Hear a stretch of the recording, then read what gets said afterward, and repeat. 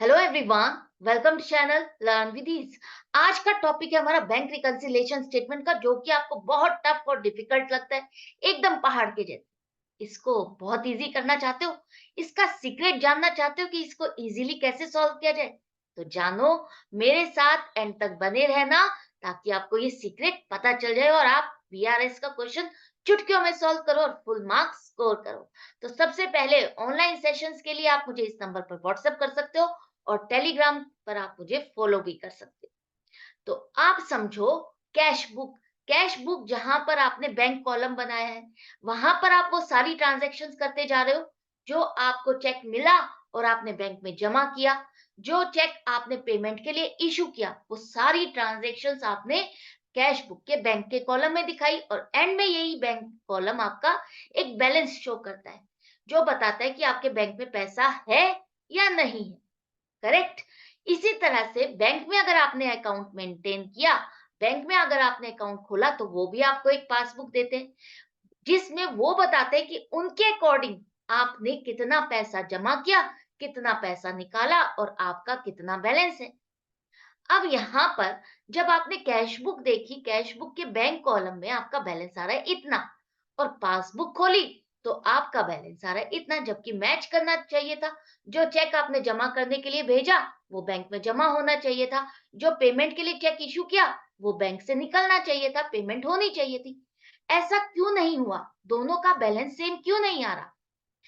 क्या रीजंस है? जो रीजंस है डिफरेंस के, उन्हीं को लोकेट करने के लिए हम बनाएंगे बैंक रिकंसिलिएशन स्टेटमेंट, जिसमें आप वो सारे रीजंस लिखते हो कि जिसकी वजह से आपका दोनों का बैलेंस नहीं मिल रहा। ये जो डिस्प्यूट होता है ना, जैसे कहते हैं झगड़े का डिस्प्यूट का रीजन क्या है, वही इन डिफरेंसेस का रीजन क्या है, उसी को लोकेट करते हो आप, उसी के लिए एक स्टेटमेंट बनाते हो कि ये रीजन है, ये कारण है जिसकी वजह से आप दोनों के बैलेंसेस मैच नहीं कर रहे। तो इन सभी चीजों को ठीक कर लो, आपके दोनों के बैलेंसेस मैच हो जाएंगे।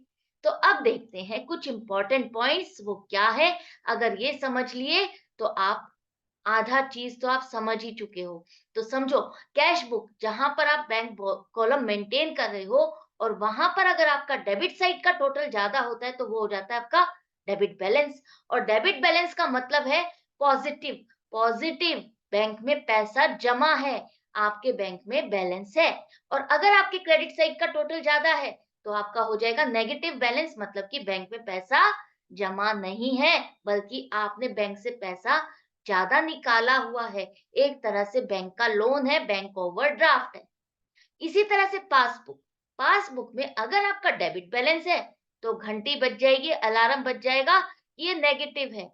नेगेटिव बैलेंस है, बैंक में पैसा नहीं है, ठन ठन गोपाल है, आपने बल्कि बैंक से पैसा ज्यादा निकाला हुआ है, बैंक से लोन लिया हुआ है, बैंक का ओवरड्राफ्ट है। और अगर क्रेडिट बैलेंस है, तो खुश हो जाओ कि बल्ले बल्ले, बैंक पे पैसा जमा है, पॉजिटिव बैलेंस है। तो दोनों का हिसाब किताब उल्टा चलता है। कैश बुक का डेबिट बैलेंस, पासबुक का क्रेडिट बैलेंस है, और कैश बुक का क्रेडिट बैलेंस, पासबुक का डेबिट बैलेंस है। तो जब भी आपको मैच करना है, तो आपको कैश बुक के डेबिट बैलेंस से credit balance of passbook match करना है, और credit balance of cash book को मैच करना है डेबिट बैलेंस से। करेक्ट। अब यहां पर देखो, रीजन क्या हो सकते हैं डिफरेंसेस के। कुछ रीजन है आपके, वो रीजन जो टाइम गैप की वजह से है। जैसा आपने काम किया, वैसा जरूरी तो नहीं बैंक भी करेगा। आपने चेक जमा करने के लिए भेजा, लेकिन हो सकता है वो बैंक ने अभी जमा ही नहीं किया। बैंक कब जमा देगा? बैंक कब आपके बैंक में अकाउंट में पैसा जमा करेगा? जब उसको आगे क्लियरेंस मिलेगी, जिस अकाउंट से वो पैसा निकलना है, उसके अकाउंट से क्लियरेंस मिल जाएगी, उसके अकाउंट से पैसा निकल करके आपके अकाउंट में जमा हो जाएगा। तो उस प्रोसेस में कम से कम 2 या 3 दिन तो लगते हैं। तो आपने तो जैसे ही चेक डिपॉजिट करने भेजा, आपने कैश बुक में एंट्री कर दी, बैंक का बैलेंस बढ़ा दिया, लेकिन बैंक ने तो अभी बैंक का बैलेंस बढ़ाया ही नहीं। तो ये रीजन हो सकता है आपके डिफरेंस का। आजकल ऑनलाइन का जमाना है, तो ये डिफरेंसेस कम होने के चांसेस है। लेकिन अगर आप चेक की बात करते हो, चेक में ही आप डीलिंग करते हो, तो ये रीजंस आपके डिफरेंसेस के हो जाएंगे। इसी तरह से आपने कोई चेक इशू किया पेमेंट करने के लिए, तो आपने तो झट से कैश बुक में एंट्री कर दी, बैंक का बैलेंस माइनस कर दिया, कम कर दिया। लेकिन बैंक में तो तभी प्रेजेंट माइनस होगा बैलेंस, जब वो चेक जिसको आपने दिया वो लेकर के बैंक में पहुंचेगा पेमेंट के लिए। तो अगर वो बैंक में पहुंचेगा ही नहीं तो बैंक उसको पेमेंट कैसे करेगा? तो ये सभी रीजंस है जिसकी वजह से, टाइम गैप की वजह से डिफरेंसेस हो सकते हैं। ये गलती नहीं है ना तो आपकी ना ही बैंक की, ये सिर्फ टाइम गैप की वजह से डिफरेंसेस है जो कि टाइम के साथ साथ ठीक होती जाएंगी। इसी तरह से कुछ गलतियां हैं, वो गलतियां जो आपने कर दी रिकॉर्ड करते हुए, अमाउंट लिखते हुए, या आपने चेक भेज दिया लेकिन रिकॉर्ड ही नहीं किया। इसी तरह से बैंक से भी कुछ गलती हो सकती है। आपके अकाउंट में ही डबल ट्रांजैक्शंस पोस्ट कर दी, आपके अकाउंट में किसी और का चेक डाल दिया, बैंक से भी गलती हो जाती है। तो ये गलतियां भी रीजंस हो सकती है डिफरेंसेस के लिए। तो जब बैंक गलती करता है तो हम बैंक को रिकॉर्ड करके, बैंक को रिपोर्ट करके हम अपनी गलतियां ये ठीक करा सकते हैं। तो अब ये जो डिफरेंसेस हैं, इनको लोकेट करने के लिए हम बनाएंगे बैंक रिकंसिलिएशन स्टेटमेंट। पहला केस ले लेते हैं हम, जहां हमारा है debit balance as per cash book, मतलब कि पॉजिटिव बैलेंस है कैश बुक का। तब आपकी रिकंसिलिएशन स्टेटमेंट कैसे बनेगी? बैंक रिकंसिलिएशन स्टेटमेंट बनाने का फॉर्मेट सबसे ऊपर लिखो, statement, bank reconciliation statement, statement है ये याद रखना। ये स्टेटमेंट है, ये वर्किंग पेपर है आपके फाइनेंशियल स्टेटमेंट्स का मेन पेपर नहीं है, मेन हिस्सा नहीं है, ये एक वर्किंग पेपर है। करेक्ट।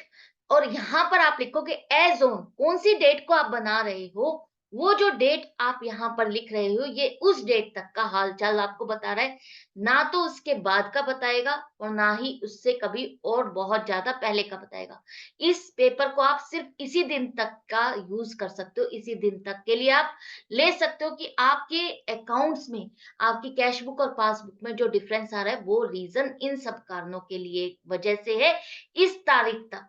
इसके बाद अगर कोई और रीजन हो जाता है तो वो ये आपका वर्क नहीं करेगा, बैंक रिकंसिलिएशन स्टेटमेंट उस केस में आपका वॉइड हो जाएगा, बेकार हो जाएगा।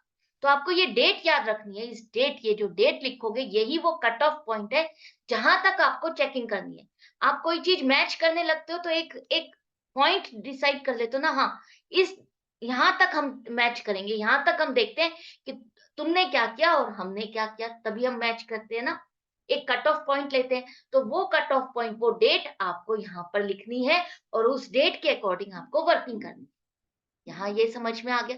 अब सबसे पहले यहाँ पर हम लिखेंगे पर्टिकुलर्स, उसके बाद दो कॉलम बनाओगे, प्लस आइटम और माइनस आइटम। क्यों? क्योंकि जब हम डिफरेंसेस को लोकेट करते हैं तो कुछ चीजें हम जोड़ेंगे जिसे हम प्लस में प्लस आइटम लिखेंगे, और जी कुछ चीजें हैं जिसे हम माइनस करेंगे, घटाएंगे तो उसे हम माइनस के कॉलम में लिखेंगे। यही करते हैं ना कुछ भी चीज मैच करने के लिए।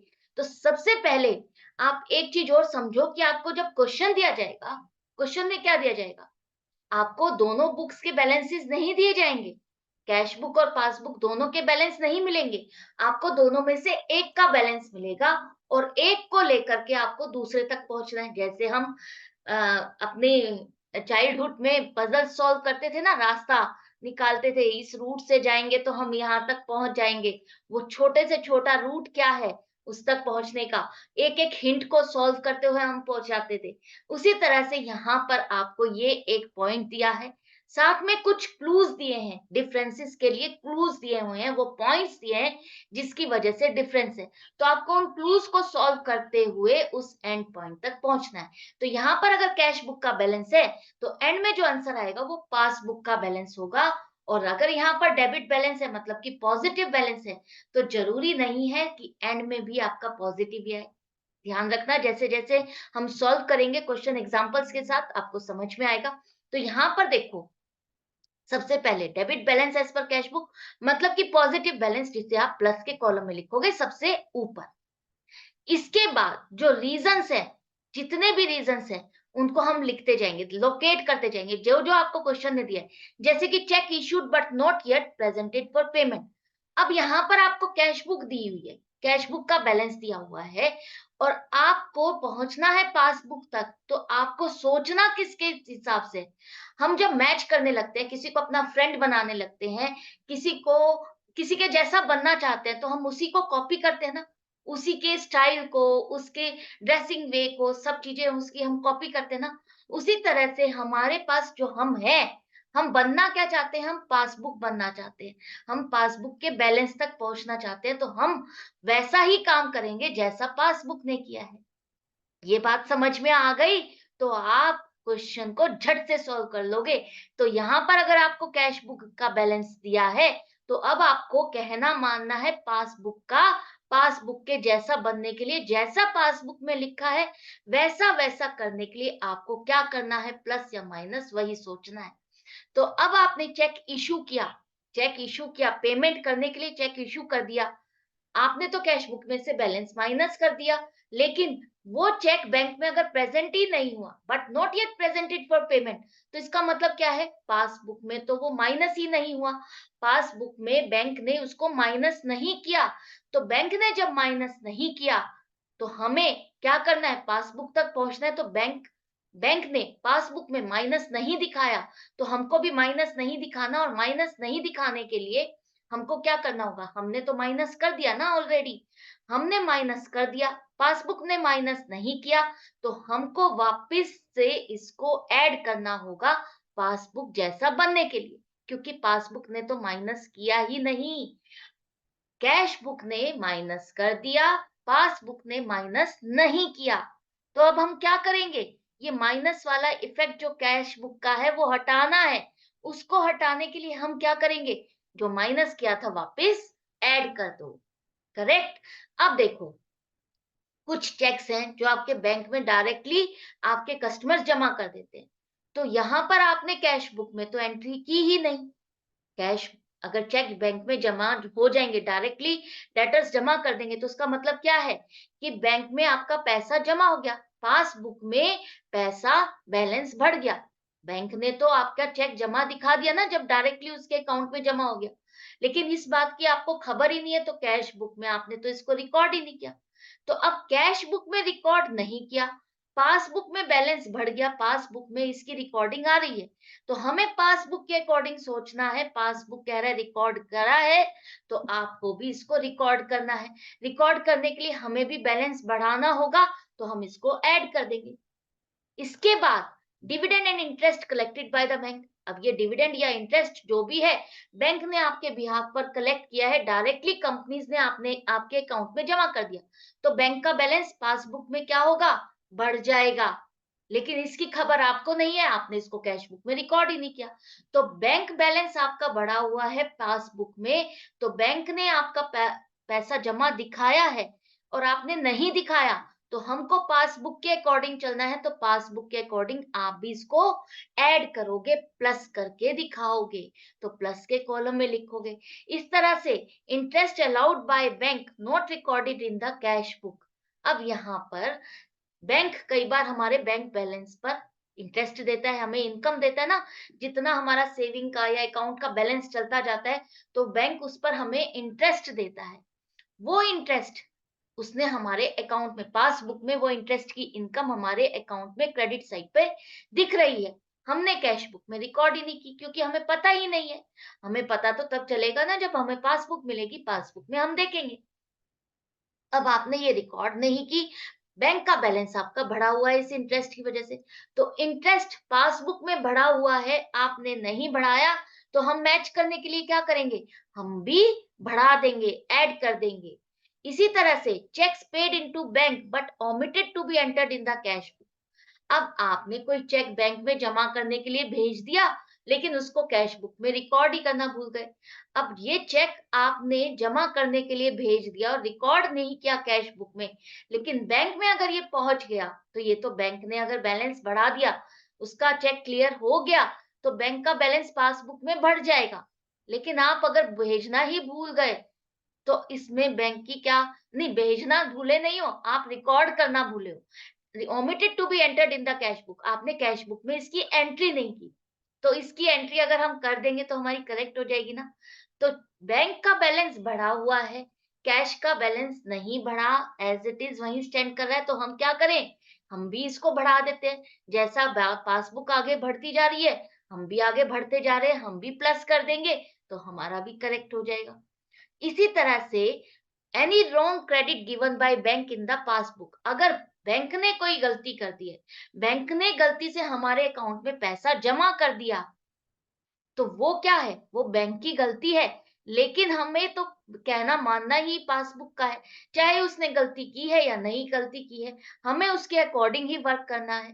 तो क पासबुक ने अगर ये गलती की है, बैंक ने अगर ये गलती की है, तो हम भी ये गलती करेंगे, हम भी ये किसी और का पैसा जमा हमारे अकाउंट में दिखाया है, हम भी दिखा देते हैं, हम भी ऐड कर देंगे, बैलेंस बढ़ा देते हैं। तो जब हम किसी को अपना मेंटोर मानने लगते हैं, अगर वो जो करता है हम उसी को ही फॉलो करते हुए करते हैं, तो ना वो गलती रहती है, ना ही वो ठीक रहता है। आप तो बस उसको कॉपी कर रहे हो, आप तो उसका बिल्कुल डुप्लीकेट बनना चाहते हो। तो आपको उसी की तरह से करना है क्योंकि आप उसके फैन हो गए हो।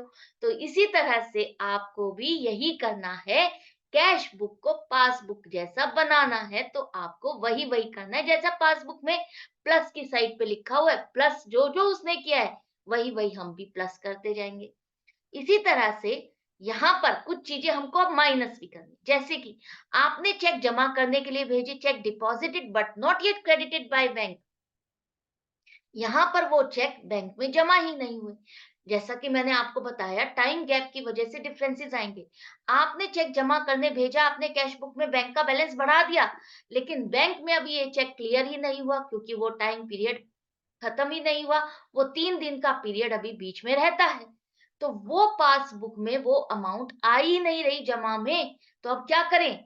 आपने बैंक का बैलेंस बढ़ा दिया कैश बुक में, पासबुक में नहीं बढ़ा, तो हम क्या करें? हम भी वापस आ जाते हैं, हम भी अपनी कैश बुक में इसको माइनस कर देंगे, जैसा कि पासबुक में इसको प्लस नहीं दिखाया, इसमें इसकी एंट्री नहीं हुई, तो हमने ये जो एक्स्ट्रा एंट्री कर दी है डिपॉज़िट की, हम भी वापस ले आते हैं इसको कैंसल करने के लिए हम भी इसको माइनस कर देंगे। इसी तरह से bank charges and commission not yet recorded in the cash book. जैसे बैंक हमें इंटरेस्ट देता है, इनकम देता है, इसी तरह से अपनी सर्विसेज के लिए चार्जेस या कोई कमीशन देता है, तो वो खर्चा है। वो खर्चा है, उसने हमारी पासबुक में तो बैलेंस कम कर दिया, एज ए खर्चा रिकॉर्ड कर दिया, डेबिट साइड पे उसने लिख दिया, लेकिन हमें ये पता ही नहीं है, तो हमने कैश बुक में एंट्री नहीं की, तो पासबुक में तो ये माइनस हो गए, हमने कैश बुक में किया ही नहीं, तो हम भी पासबुक में अगर माइनस हुआ है, तो हम भी कैश बुक में माइनस कर देंगे। माइनस कर दो, माइनस कर रहे हो तो माइनस के कॉलम में लिखते जाओगे। इसी तरह से डायरेक्ट पेमेंट आपके बैंक ने आपकी इंस्ट्रक्शंस पे कर दी। आपने बैंक को कोई इंस्ट्रक्शन दी हुई है कि मेरे बिहाफ पर अब मेरा इंश्योरेंस प्रीमियम पे कर दे देना, मेरा मेडिक्लेम पे कर देना, मेरे बिहाफ पर जब भी कोई ड्यू डेट आए इलेक्ट्रिसिटी बिल की तो वो पेमेंट कर देना। तो इस तरह की जब हम बैंक को इंस्ट्रक्शन दे देते हैं तो बैंक आपका फॉलो करते हुए पेमेंट कर देता है। तो बैंक ने वो आपकी इंस्ट्रक्शन फॉलो करते हुए कुछ पेमेंट्स कर दी, जो कि आपने अपनी बुक्स में रिकॉर्ड ही नहीं की। अब बैंक ने अगर पेमेंट कर दी तो उसने तो आपके बैंक का बैलेंस माइनस कर दिया, लेस कर दिया। आपने रिकॉर्ड नहीं किया तो आप तो यहीं पर ही बैठे हुए हो। तो आपको भी बैंक के अकॉर्डिंग माइनस करना होगा तभी मैच होगा। तो हम भी इसको माइनस कर देंगे। इसके बाद check deposited into bank but dishonoured, इसका क्या मतलब है? जो कि बहुत ज़्यादा कन्फ्यूज़ करता है, वो इसका मतलब ये है, कई बार आपने देखा होगा आप जब सामान बेचते हो और आपको चेक मिल जाता है, आप चेक बैंक में जमा कर देते हो, करेक्ट? तो चेक जमा करा आपने बैंक में, तो यहाँ पर तो आपने कैश का बैलेंस बढ़ा दिया, कैश का बैलेंस बढ़ा दिया, लेकिन बैंक तो तभी क्लियरेंस देगा जब दूसरे का जिससे आपको चेक मिला, उससे वो क्लियरेंस मिलेगा। मान लेते हैं हमें 10,000 का एक चेक मिला और बैंक में आपने जमा करने भेज दिया, लेकिन जिसके अकाउंट से वो पैसा निकलना था, जिसने वो चेक दिया था उसके अकाउंट में ही पैसा 10,000 नहीं है या उसका साइन ही नहीं मैच हो रहा, तो उसके अकाउंट से बैंक का बैलेंस उसके अकाउंट से पैसा आपके अकाउंट में ट्रांसफर नहीं किया जाता। उस केस में क्या हो जाता है, वो चेक डिसओनर हो जाता है, क्लियर नहीं होता। तो आपने तो डिपॉजिट दिखा दिया, बैंक ने वो चेक ही नहीं प्रेजेंट किया, बैंक के अकाउंट में आपका वो पैसा जमा ही नहीं आ रहा। आपने डिपॉजिट दिखा के प्लस दिखा दिया, बैलेंस बढ़ा दिया, पासबुक यहीं बैठी हुई है। अब हम क्या करें? हमको भी वापस आना पड़ेगा, जहाँ पासबुक बैठी हुई है, हमको भी वहीं आना है।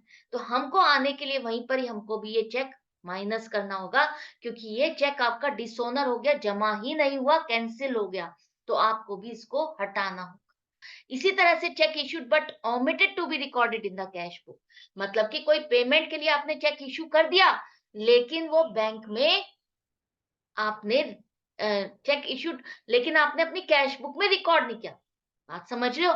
आपने किसी को पेमेंट के लिए चेक इश्यू कर दिया और बैंक में वो पहुँच भी गया, उसकी क्लीयरेंस भी हो गई, पेमेंट भी हो गई, पासबुक में से आपका बैलेंस भी कम हो गया। लेकिन आपने इसकी रिकॉर्ड ही नहीं किया, इसको कैश बुक में रिकॉर्ड करना ही भूल गए, किसी और काम में लग गए, तो पासबुक ने तो इसका बैलेंस माइनस कर दिया। आपकी कैश बुक में ये माइनस ही नहीं हुआ। तो हम क्या करेंगे, कैश बुक जो यहाँ बैठी हुई है और पासबुक आपकी नीचे चली गई, उसका बैलेंस नीचे हो गया, तो हमको भी माइनस करना पड़ेगा उस तक पहुंचने के लिए, क्योंकि उसने माइनस कर दिया। तो यही सीक्रेट है, जैसा आपके पास जिस बुक का बैलेंस है और आपको दूसरे तक पहुंचना है, तो आपको उसको फॉलो करना होगा, उसके अकॉर्डिंग उसके जैसा बनना होगा।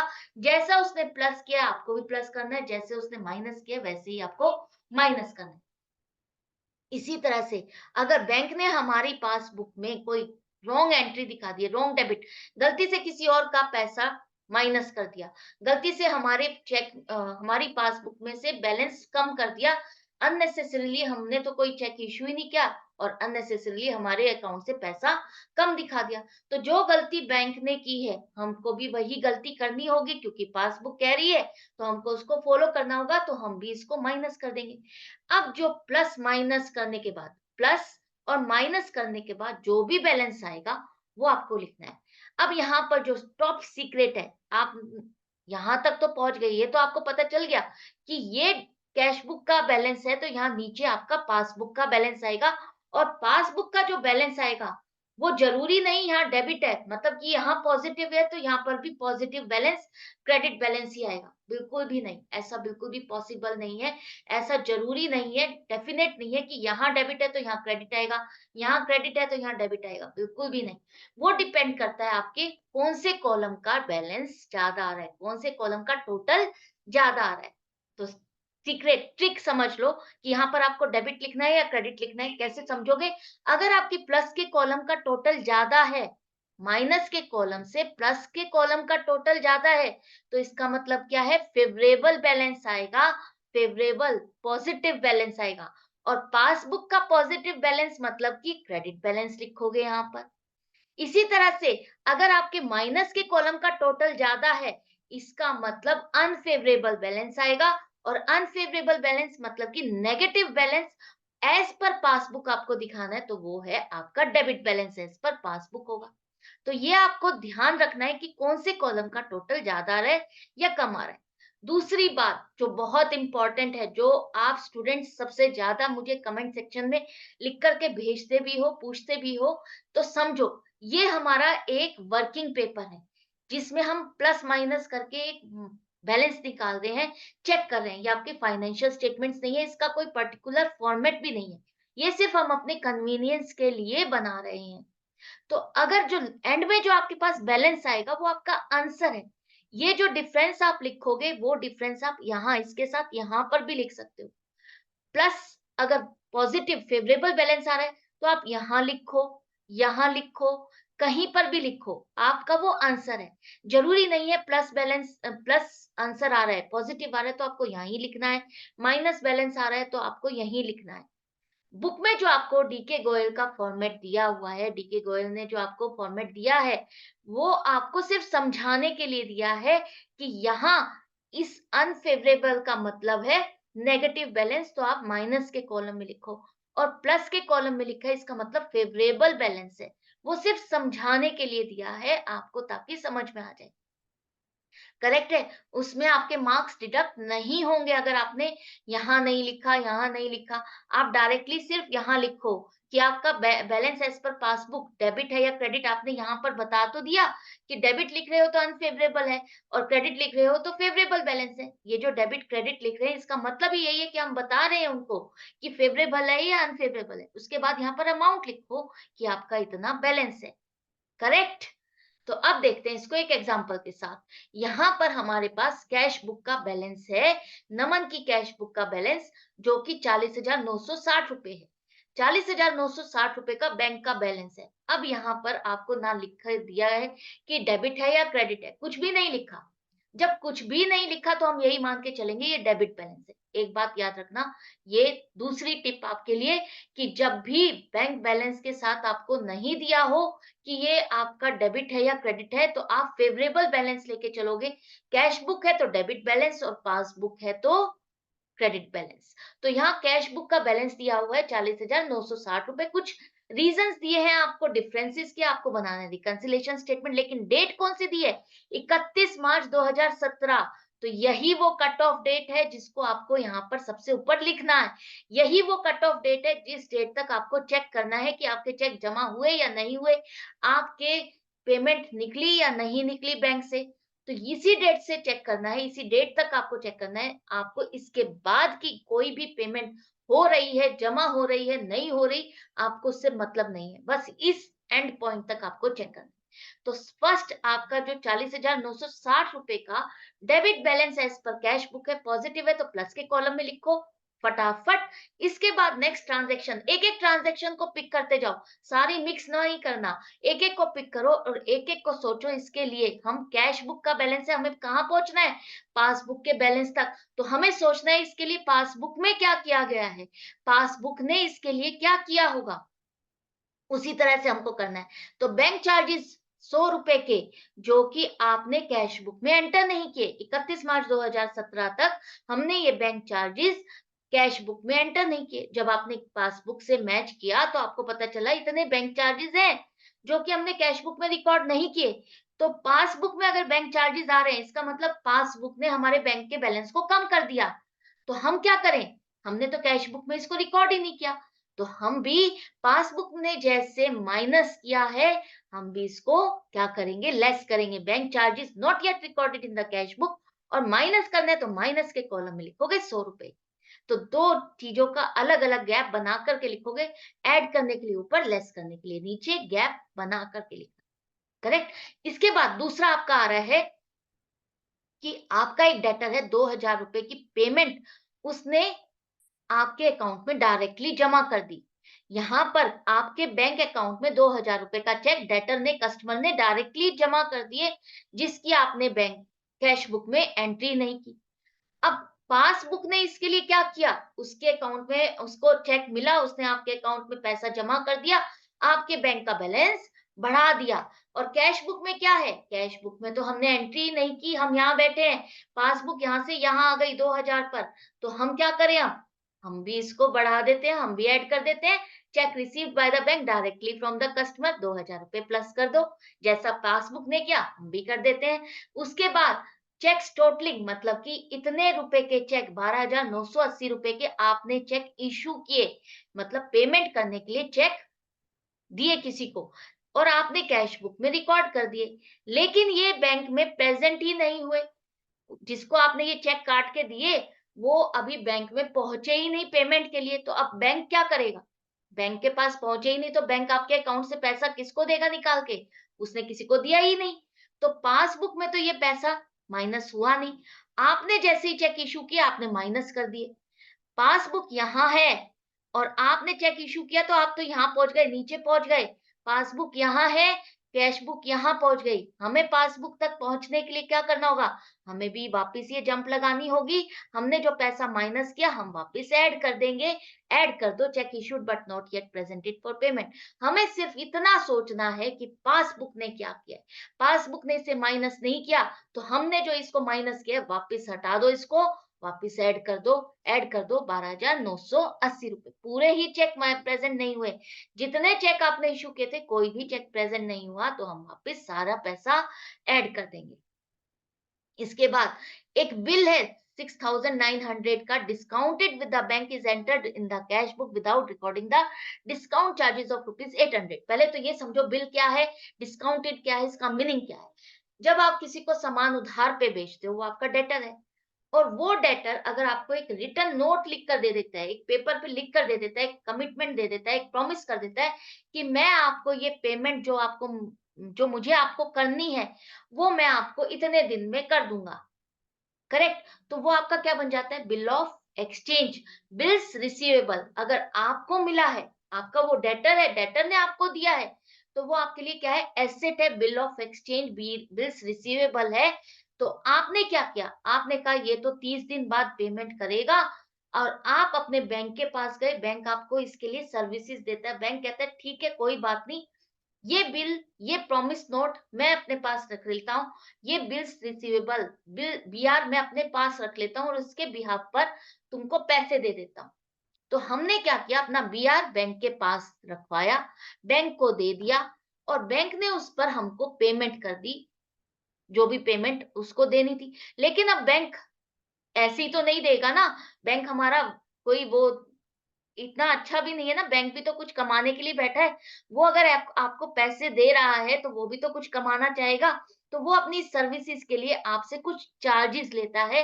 वो पूरा अगर आपका बिल 6900 का है, तो पूरे 6900 रुपीज़ नहीं देगा। वो अपने कुछ चार्जेज़ काटेगा, जैसे कि ₹800 यहाँ पर काट लिए। तो बैंक ने आपको 6900 रुपीज़ नहीं दिए, उसने आपको 6100 दिए हैं। आपने सोचा बिल आपने डिस्काउंट करा लिया बैंक से, बैंक तो मेरा भाई है, चलो जी पूरे पैसे मिल गए 6900 और आपने अपने कैश अकाउंट में, कैश बुक में, बैंक के अकाउंट में 6900 रुपीज़ से बैलेंस बढ़ा दिया। लेकिन बैंक ने तो आपको सिर्फ 6100 दिए, 6100 रुपए दिए, 800 रुपए तो उसने अपने चार्जेस भी तो काटे, तो बैंक ने 6100 रुपए बढ़ाए, आपने कितने बढ़ा दिए? 6900। तो ये जो 800 रुपए का डिफरेंस आ रहा है, क्या करें? जब बैंक ने 6100 रुपए करे हैं, तो हमें भी 6100 रुपए करने हैं। हम ये 800 रुपए के जो चार्जेस हैं, ये हम रिकॉर्ड नहीं किए, हम इसको रिकॉर्ड कर लेते हैं, हम इसको माइनस कर देंगे। तो माइनस करो डिस्काउंटिंग चार्जेस 800 रुपए माइनस के कॉलम में लिखो। करेक्ट है, ये बात समझ में आ गई। जब आप किसी चीज को समझ लेते हो कि ये चीज क्या है, तो आप कभी भूलते नहीं हो और आप उसमें गलती भी नहीं करते। इतना समझ में आ गया। इसके बाद देखो, 3520 रुपए के जो 3520 रुपए is entered in the cash book as paid into bank. मतलब कि एज पेड इनटू बैंक का मतलब क्या है? इसका मतलब है आपने एक चेक है जो बैंक में जमा करने के लिए भेजा, लेकिन बैंक ने अभी आपको क्रेडिट ही नहीं दिया, मतलब कि बैंक में ये चेक जमा ही नहीं हुआ, डिपॉजिट ही नहीं हुआ, क्लियर ही नहीं हुआ। तो अब क्या करें? जब बैंक ने जमा नहीं किया, क्लियरेंस नहीं दी, तो हम क्या करें? पासबुक में इसका मतलब बैलेंस नहीं बढ़ा, तो हमने तो जैसे ही चेक जमा करने भेजा, हमने बैंक का बैलेंस बढ़ा दिया। पासबुक ने नहीं बढ़ाया, हमने बढ़ा दिया। हमको पासबुक जैसा करना है, तो पासबुक ने नहीं बढ़ाया तो हमको भी नहीं बढ़ाना। हमको वापस रिवर्स करना होगा, cheque deposited but not yet credited by bank, 3520 रुपए माइनस कर दोगे। No entry has been made in the cash book to record the dishonour on 15 March 2017 of a cheque for rupees 650 receive from Bhanu. अब यहाँ पर क्या किया? आपका जो एक चेक था 650 रुपए का, आपने बैंक में जमा करने के लिए भेजा। बैंक में जमा करने के लिए भेजा, आपने डिपॉजिट में इसको बैंक का बैलेंस बढ़ा दिया। लेकिन ये चेक क्या हुआ? डिसऑनर हो गया, क्लियरेंस ही नहीं हुई। या तो उसका साइन नहीं मैच किया होगा या उसके अकाउंट में इतना बैलेंस नहीं होगा, तो वो चेक आपका क्लियर नहीं हुआ, आपके बैंक में बैलेंस बढ़ा ही नहीं 650 से। हमने कैश बुक में क्या किया? बैंक का बैलेंस बढ़ा दिया। पासबुक ने क्या किया? बैंक का बैलेंस नहीं बढ़ाया। वो बोली मेरे पास हो ही नहीं रहा क्लियर, तो मैं क्यों बढ़ाऊं? तो यहाँ पर हमको पासबुक के अकॉर्डिंग चलना है, तो हम इसको क्या करेंगे? माइनस कर देंगे। जब पासबुक ने नहीं बढ़ाए, तो हम भी माइनस करेंगे, हम भी लेस कर देंगे 650 रुपए। करेक्ट? इसके बाद अब आपने सारी जो भी आपको डिफरेंसेस दिए थे, जितने भी रीजन दिए थे, हमने सारे लोकेट कर लिए। जो प्लस होने थे प्लस कर दिए, जो माइनस होने थे हमारे अकॉर्डिंग, हमने माइनस कर दिए। अब प्लस के कॉलम का टोटल करो और माइनस के कॉलम का टोटल करो। अब देखो कौन से साइड का टोटल ज्यादा है? प्लस के कॉलम का टोटल ज्यादा है। ये तो आपको पता है, यहाँ कैश बुक है तो यहाँ पासबुक आना है। अब प्लस के कॉलम का टोटल ज्यादा है, मतलब कि फेवरेबल बैलेंस आएगा। पासबुक का फेवरेबल बैलेंस, पासबुक का फेवरेबल बैलेंस मतलब कि credit balance as per passbook आएगा कितना? जो इन दोनों का डिफरेंस है, 50,870 रुपए। यहाँ लिखो या यहाँ लिखो, कहीं भी लिखो, वो आंसर है। आंसर आपका मैच करना चाहिए, वो हमारा मैच कर गया। तो credit balance as per passbook 50,870 रुपए। करेक्ट? आई होप आपको अच्छे से समझ में आ गया किस तरह से लोकेट करना है। इसी तरह से अब हम देखते हैं कि अगर कैश बुक का क्रेडिट बैलेंस ये है, मतलब कि नेगेटिव बैलेंस है, ओवरड्राफ्ट है, अनफेवरेबल बैलेंस है, तब क्या करना है? तभी वही ऊपर डेट लिखोगे, वही आपकी कट ऑफ डेट है। अब माइनस बैलेंस है, अनफेवरेबल बैलेंस है, नेगेटिव है, तो हम बैलेंस को स्टार्टिंग में कहाँ लिखेंगे? माइनस के कॉलम में लिखेंगे। ये याद रखना, माइनस नेगेटिव बैलेंस है, क्रेडिट बैलेंस है, नेगेटिव है, तो माइनस के कॉलम में लिखोगे, पॉजिटिव में नहीं लिखोगे। करेक्ट? इसके बाद जैसा हमने पहले वाले फॉर्मेट में किया था, debit balance as per cash book वाले में क्या था, जो प्लस होने थे वो प्लस ही करोगे, जो माइनस होने थे वो माइनस ही करोगे। क्यों? क्योंकि अभी भी तो हमको पासबुक के अकॉर्डिंग ही सोचना है। चाहे यहाँ बैलेंस आपका प्लस की जगह माइनस हो गया, लेकिन सोचना अभी भी आपको पासबुक के अकॉर्डिंग ही है। और जो आपने वहां पर प्लस किए थे वही यहाँ पर भी प्लस करोगे।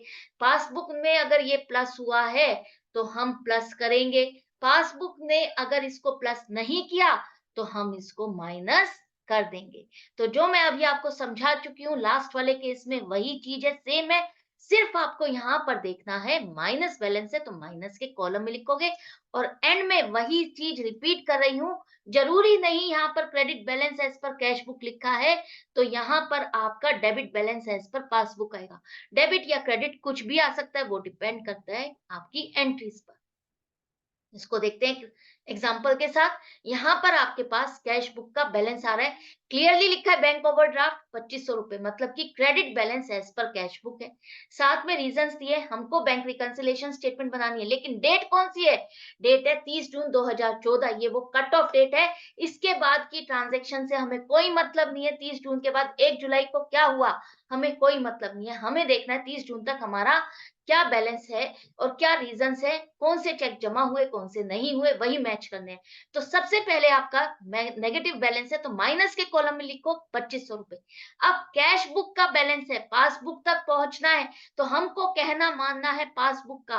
क्या पासबुक के जैसे हमको बनना है, तो पासबुक ने जैसा किया हम वैसा ही करेंगे। तो चेक अमाउंटेड टू रुपीज 14,600 रुपए has been paid into bank, मतलब कि डिपॉजिट करने के लिए भेजे बैंक में।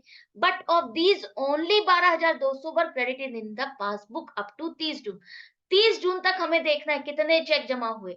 तो 14,600 में से वो कह रहा है कि 12,200 रुपए के चेक ही जमा हुए। बाकी कितने बचे? बाकी बचे 2,400 रुपए के चेक, जो कि आपके 30 जून तक बैंक ने जमा नहीं किए। तो 12,200 तक की तो कहानी ठीक है, आपने भी जमा किए, बैंक ने भी जमा किए। आपने कितना कैश बुक में जमा दिखाया? 14,600 रुपए। पासबुक ने कितना दिखाया? 12,200 रुपए, क्योंकि 2,400 का चेक इसके पास आया ही नहीं, जमा ही नहीं हो रहा, क्लियरेंस ही नहीं मिल रही। तो हमने 12,200 तक का तो मैच कर लिया, लेकिन जो 2,400 रुपए का डिफरेंस आ रहा है, अगर बैंक ने इसको जमा नहीं दिखाया तो हम भी इसको जमा नहीं दिखाएंगे। पासबुक ने अगर 12,200 ही किए हैं तो हम भी 12,200 ही करेंगे। जो एक्स्ट्रा 2,400 रुपए है उसको हम लेस कर देंगे। Check deposited but not yet credited by bank, minus column में 2,400। इसके बाद आपने चेक इशू किए 10,000 के, इसमें से क्या हुआ, आउट ऑफ विच 3,600 रुपए के ही सिर्फ पेमेंट के लिए प्रेजेंट हुए। तो यहाँ पर कोई डेट नहीं लिखी, इसका मतलब हम यही समझेंगे ये 30 जून तक बता रहा है कि 30 जून तक सिर्फ 3,600 रुपए चेक ही बैंक में पहुंचे। मान लेते हैं हमने 10,000 रुपए के जो चेक है, 2 लोगों को चेक काट के दे दिए। 2 लोगों में से 2 पर्सन में से एक ही कस्टमर आपका पहुंचा जिसको आपको पेमेंट करनी थी 3,600 रुपए की। वो 3,600 रुपए वाला चेक वाला तो पहुंच गया, लेकिन बाकी 6,400 रुपए वाला चेक वाला कस्टमर अभी आपका पहुंचा ही नहीं बैंक, तो बैंक ने तो पेमेंट नहीं की ना, तो बैंक कब करेगा पेमेंट?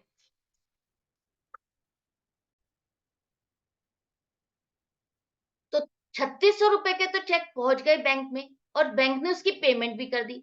6,400 रुपए का चेक बैंक में पहुंचा ही नहीं तो बैंक कैसे पेमेंट करेगा?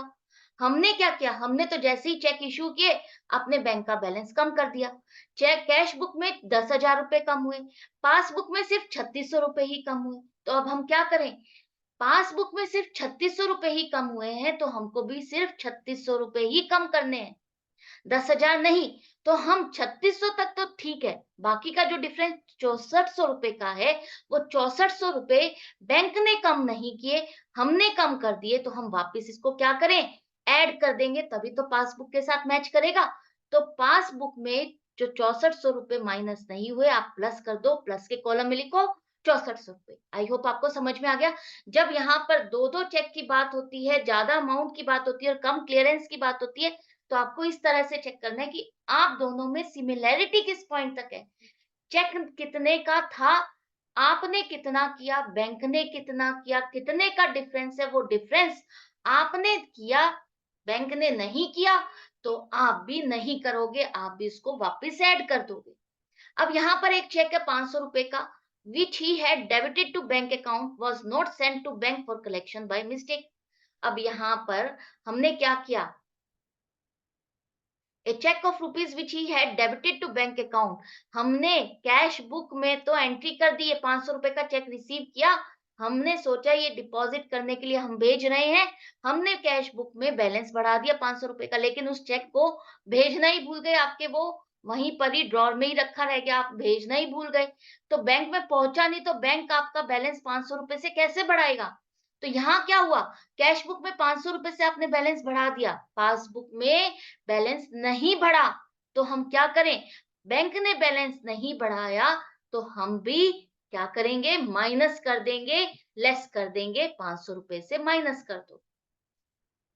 यहाँ पर there is a debit in the passbook of ₹10 for bank charges, मतलब कि जो बैंक ने चार्जेस 10 रुपए और 50 रुपए इंटरेस्ट चार्ज किए हैं, 60 रुपए का ये जो खर्चा लिखा है पासबुक में ये 60 रुपए से बैंक का बैलेंस हमारा कम हो गया, हमने इसको कैश बुक में रिकॉर्ड नहीं किया, तो पासबुक ने अगर 60 रुपए माइनस किए हैं, तो हमको भी मैच करने के लिए क्या करना होगा, हमको भी 60 रुपए माइनस करने होंगे, लेस करने होंगे, तभी तो मैच करेगा। जैसा पासबुक कर रही है हम भी वैसे ही करते जा रहे हैं। नेक्स्ट है, एक कस्टमर है जिसने आपके अकाउंट में 1000 रुपए डायरेक्टली जमा कर दिए, लेकिन आपने कैश बुक में जमा ही नहीं किए, क्योंकि आपको पता ही नहीं चला। तो बैंक ने क्या किया, पासबुक में 1000 रुपए बढ़ा दिए, आपने इसको नहीं बढ़ाए, तो बैंक का 1000 रुपए का बैलेंस बढ़ा हुआ है, आपका नहीं बढ़ा, तो हम मैच करने के लिए क्या करेंगे, पासबुक के अकॉर्डिंग हम भी 1000 रुपए बढ़ा देंगे, ऐड कर देंगे, तो आप भी इसको ऐड कर दोगे तो मैच कर जाएगा, प्लस कर दो 1000 रुपए। Bank has paid insurance premium, आपने बैंक को इंस्ट्रक्शंस दी हुई है कि मेरे बिहाफ पर जब भी इंश्योरेंस प्रीमियम ड्यू हो रिकॉर्ड कर देना, पेमेंट कर देना, तो बैंक ने क्या किया, आपकी इंस्ट्रक्शन को फॉलो करते हुए 400 रुपए की पेमेंट कर दी, बैंक का बैलेंस माइनस हो गया 400 से, आपने इसको कैश बुक में रिकॉर्ड नहीं किया, पासबुक में क्या हुआ, 400 रुपए कम हो गए, कैश बुक में माइनस नहीं किया, हमको क्या करना है, पासबुक के अकॉर्डिंग करना है, पासबुक कह रही है 400 रुपए माइनस होंगे, तो हम भी कर देते हैं, हम भी उसका कहना मान लेते हैं, 400 रुपए माइनस कर दो, माइनस हो गए, तो अब हमारा ये रीजन, ये जो डिस्प्यूट था, डिफरेंस था, ये भी खत्म हो गया।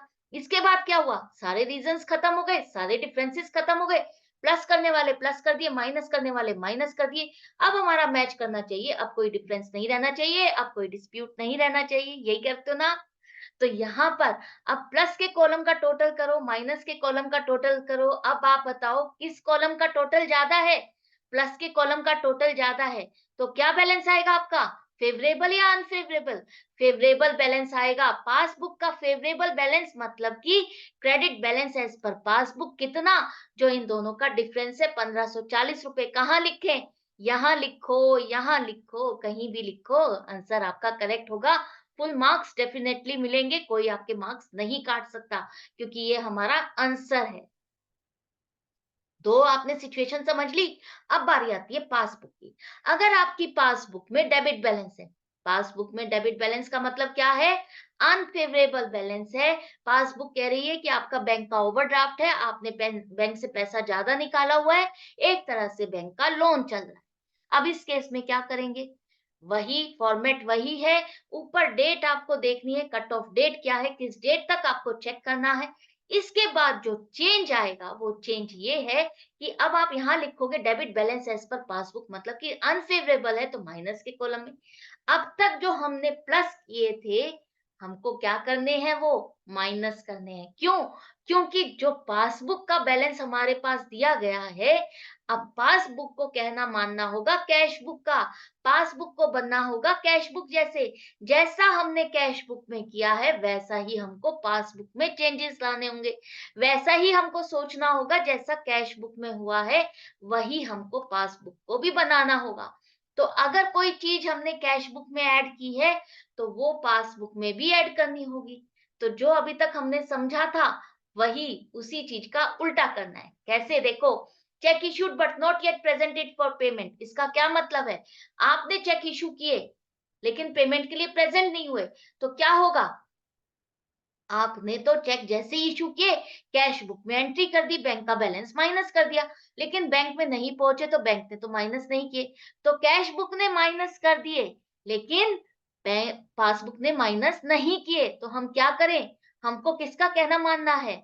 हमको कैश बुक का कहना मानना है, तो कैश बुक का कहना मानते हुए माइनस कर देंगे। इसी तरह से check received by the bank directly from the debtor, तो यहाँ पर जब डायरेक्टली पेमेंट बैंक को मिली, बैंक ने जमा दिखा दिए, कैश बुक में हमने एंट्री नहीं की। तो जब पासबुक ने जमा दिखा दी और कैश बुक में एंट्री नहीं है, तो कैश बुक ने अगर एंट्री नहीं की तो हमको भी हटानी होगी पासबुक में, तो पासबुक में से हटाने के लिए हम भी इसको माइनस कर देंगे। इसी तरह से डिविडेंड और इंटरेस्ट जो बैंक ने कलेक्ट किया, हमारे बैंक के बैलेंस को बढ़ा दिया, हमने इसको कैश बुक में रिकॉर्ड नहीं किया, तो कैश बुक ने अगर रिकॉर्ड नहीं किया, कैश बुक के अकॉर्डिंग अगर कैश बुक ने नहीं रिकॉर्ड किया, तो हमको भी यहाँ से माइनस करना होगा। तो आप देख रहे हो, जो हम पहले वाले केसेस में प्लस कर रहे थे, वो अब यहाँ पर माइनस करेंगे, क्योंकि कहानी उल्टी हो गई है। जो पहले नीचे था, वो अब यहाँ पर ऊपर आ गया है।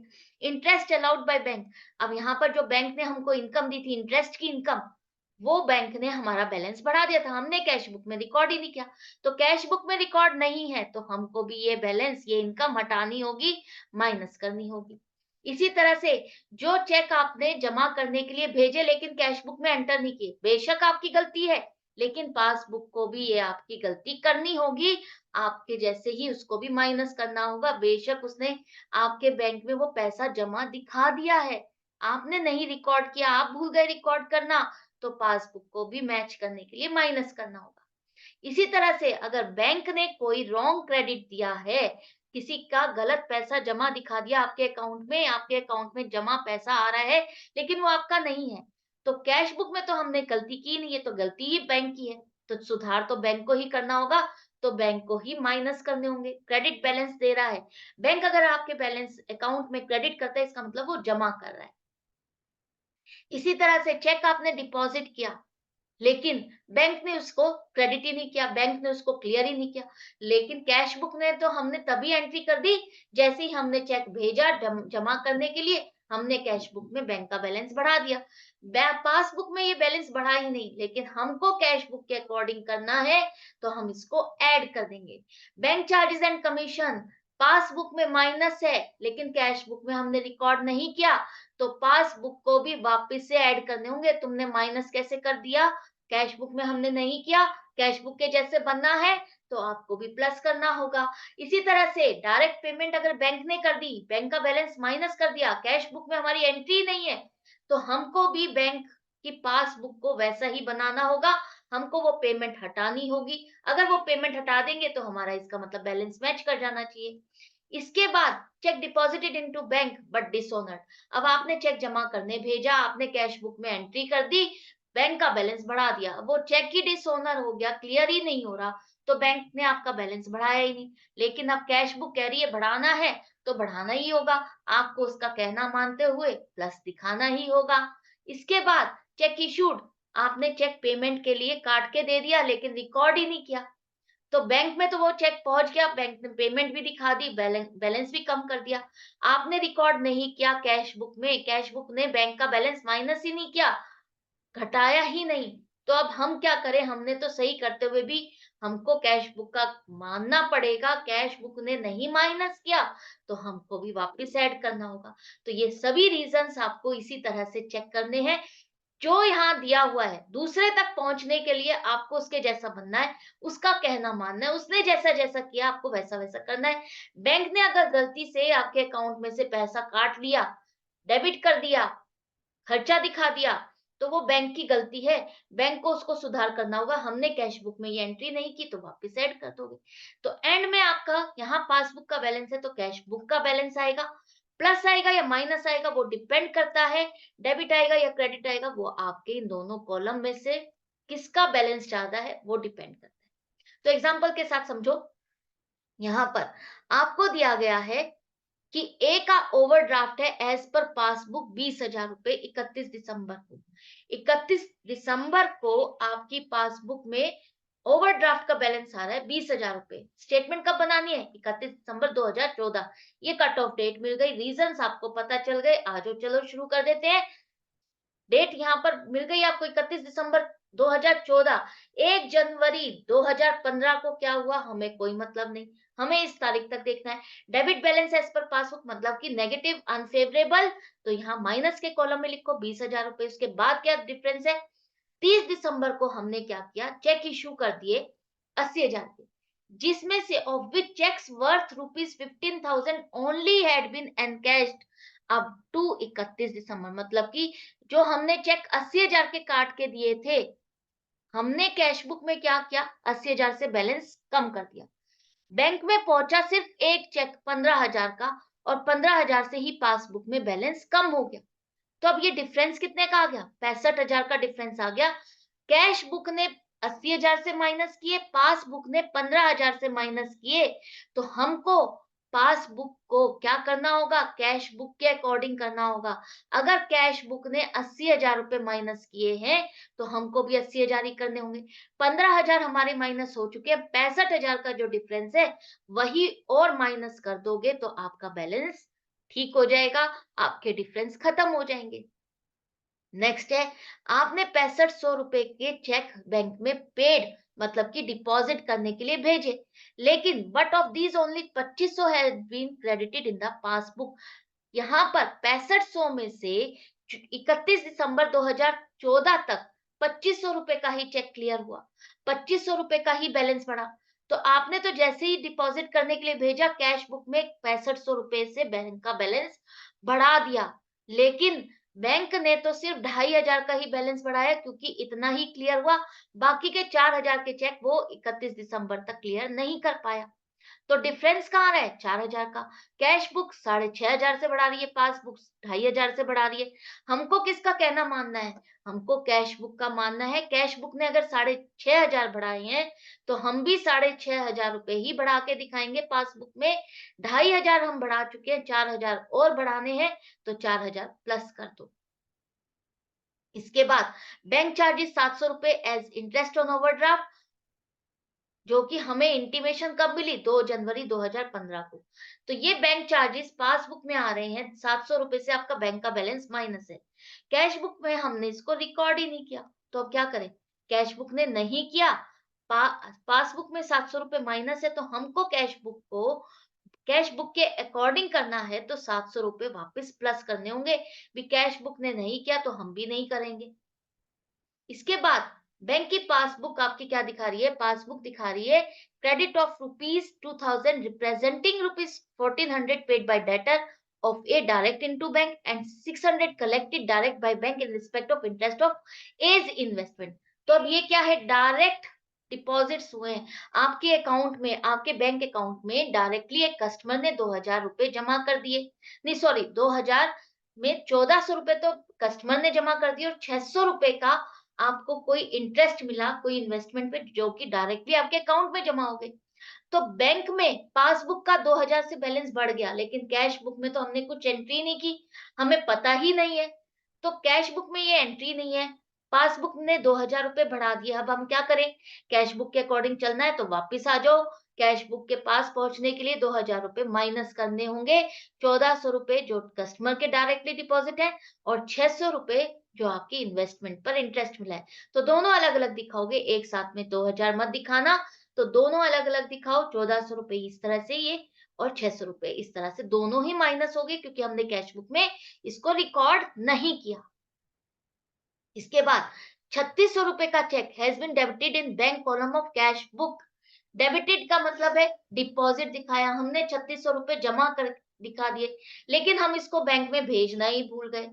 ओहो, अब हमने कैश बुक में बैंक का बैलेंस तो बढ़ा दिया 3,600 रुपए से।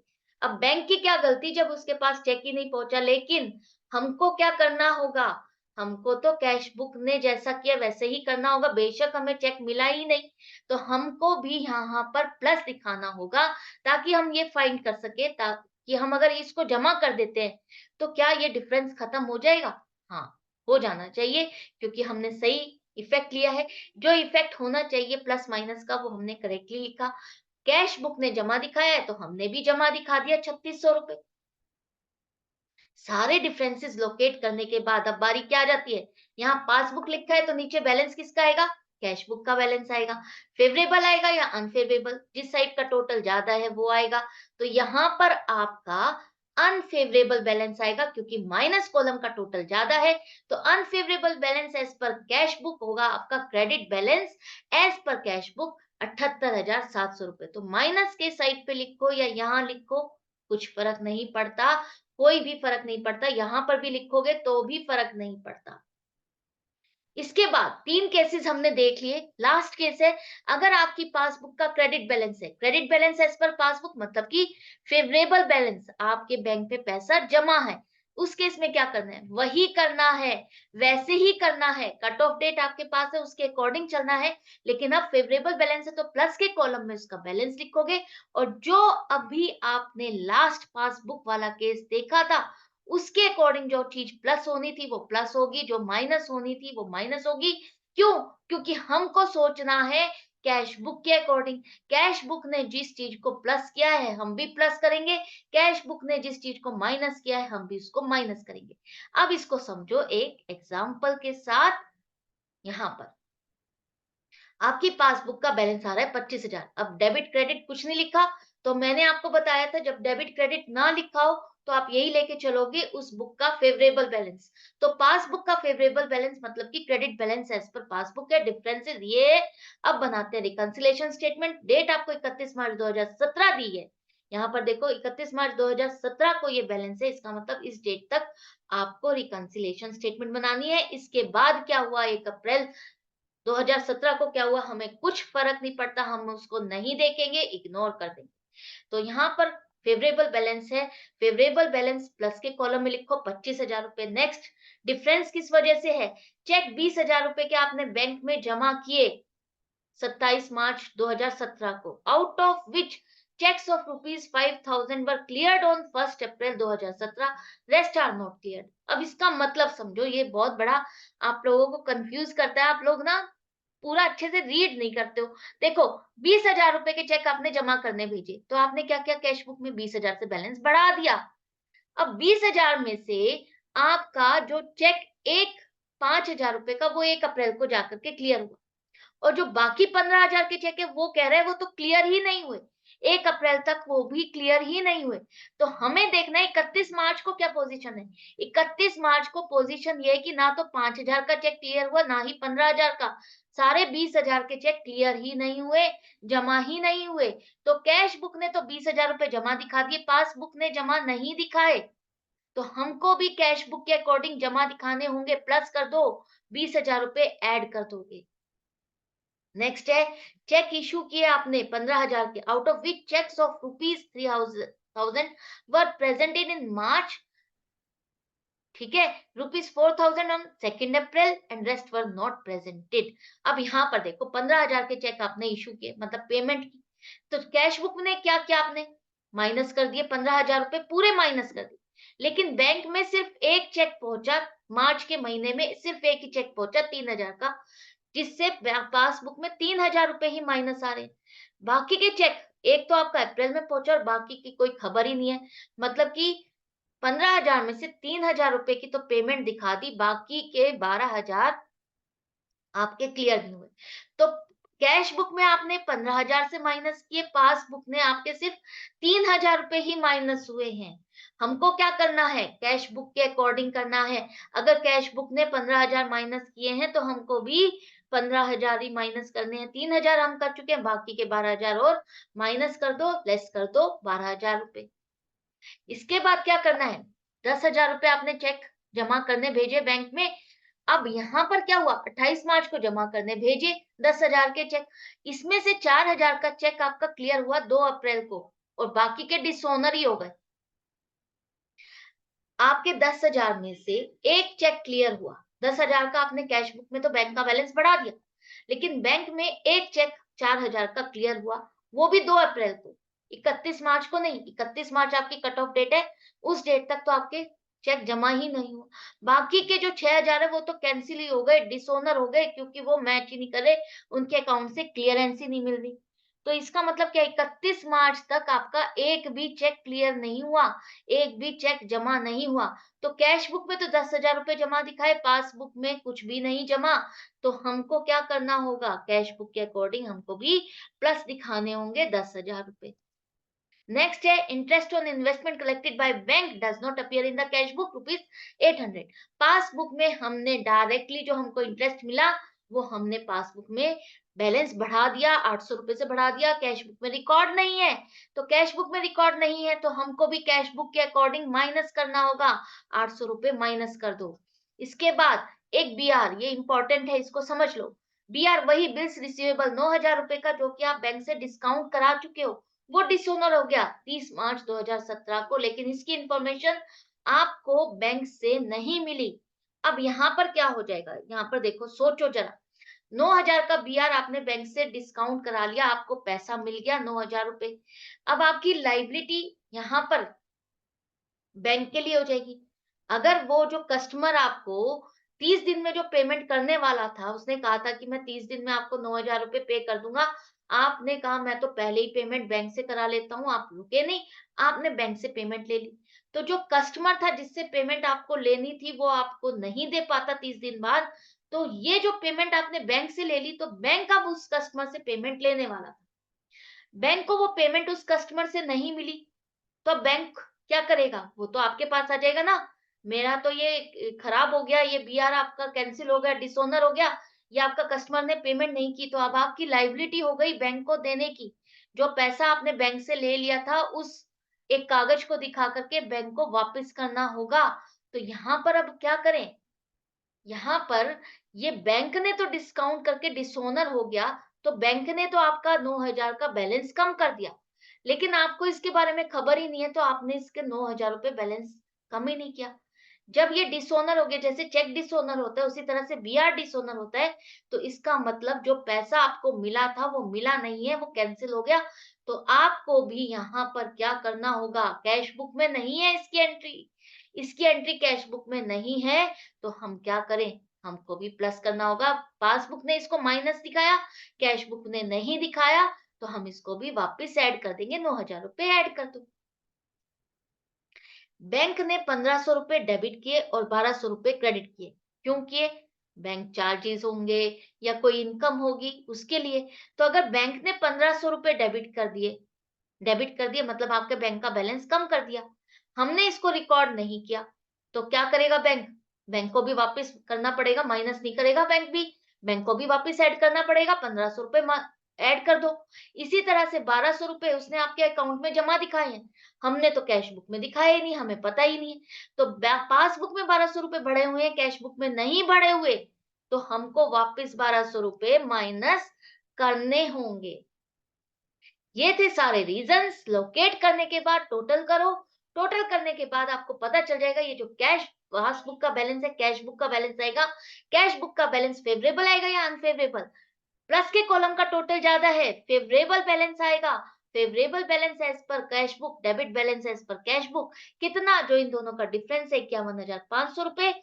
कहीं पर भी लिखो, यहाँ लिखो, यहाँ लिखो, यहाँ लिखो, कहीं पर भी लिखो, आपका आंसर करेक्ट होगा, रॉन्ग नहीं होगा। तो ये था आपका बीआरएस, जिसका सीक्रेट मैंने आपको बता दिया किस तरह से सॉल्व करना है। आपको सिर्फ उसके जैसे बनना है जिस तक आपको पहुंचना है। पासबुक है तो कैश बुक के जैसा बनना है, और कैश बुक का बैलेंस है तो पासबुक जैसा बनना है। जैसा जैसा उसने किया वैसे वैसे करते जाओ। यही था सीक्रेट, एक दूसरे के डिस्प्यूट्स को खत्म करने का, एक दूसरे का डिफरेंस खत्म करने का। डिफरेंसेस हमारे कब खत्म होते हैं? जब हमारे फ्रेंड्स हमसे रूठ जाते हैं, तो वो कब मानते हैं? वो तभी मानते हैं जब हम उनका कहना मानते हैं। जैसा जो चीज उनको पसंद है, उनके जैसा करते हैं, तो वो हमारे पक्के पक्के फ्रेंड बन जाते हैं। तो वही आपका बीआरएस है, बीआरएस को आपको दोस्त बनाना है। तो जैसा जैसा दूसरी बुक कह रही है वैसा वैसा करते जाओ। मिलती हूँ आपसे नेक्स्ट वीडियो में ऐसे ही इंटरेस्टिंग किसी भी टॉपिक को आपके लिए इजी बनाने के लिए। आपको अगर अच्छा लग रहा है, आपको फायदा मिल रहा है, आपको हेल्प मिल रही है, तो ज्यादा से ज्यादा स्टूडेंट्स में शेयर करो, क्योंकि जितने स्टूडेंट्स में शेयर होगा, सबकी प्रॉब्लम सॉल्व होगी और सभी हैप्पी हो जाएंगे। और जितनी हैप्पीनेस आप स्प्रेड करोगे, उतनी ज़्यादा पॉजिटिविटी आपके पास आएगी, उतनी ज़्यादा आपके पास ब्लेसिंग्स आएँगी। तो good bye and take care.